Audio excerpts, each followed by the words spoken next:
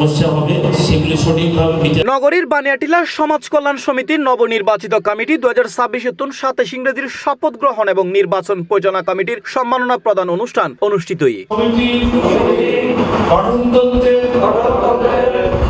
গত 30 জানুয়ারি শুক্রবার রাতিয়া 8টায় বানিয়াটিলা সমাজ কল্যাণ সমিতির উদ্যোগে আয়োজিত এই অনুষ্ঠান স্থানীয়ভাবে উৎসবমুখর পরিবেশে সম্পন্ন হয়। এই সময় পুরো অনুষ্ঠান সঞ্চালনা করে ফারুক শিবলি ও শপথ বাক্য পাঠ করে মারুফ বিল্লাহ জাবেদ। আমরা যারা নবনির্বাচিত সদস্য এবং সভাপতি সেক্রেটারি যারা গরিব দুঃখী আছে তাদের সহায়তা করুন এবং এলাকার উন্নয়নের জন্য যা যা পদক্ষেপ নেওয়া দরকার সেটা করুন।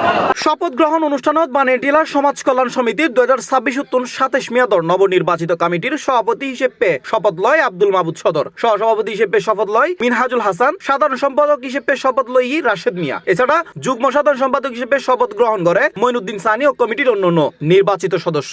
যারা নির্বাচিত হয়েছে সবাইকে আমি ধন্যবাদ জানাচ্ছি।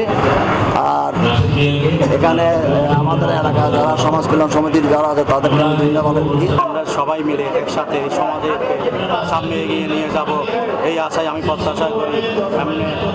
এবং আমি এই সেক্রেটারির পথে আমি এই সমাজের উন্নয়ন কাজের জন্য এই দায়িত্ব নিয়েছি।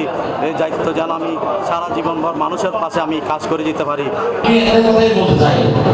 আমরা যে দায়িত্ব নিয়েছি শুধু পদ নিয়ে দায়িত্ব ব্যবহার করলে হবে না, আমাদের কাজ করে যেতে হবে।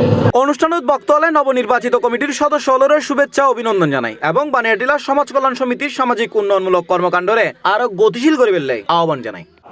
সকল তারা আশা প্রকাশ করেন নবনির্বাচিত নেতৃত্ব সমাজের শিক্ষা, মানবিক সহায়তা, কল্যাণমূলক কার্যক্রমত ভূমিকা রাখিব। C+ TV, Chittagong.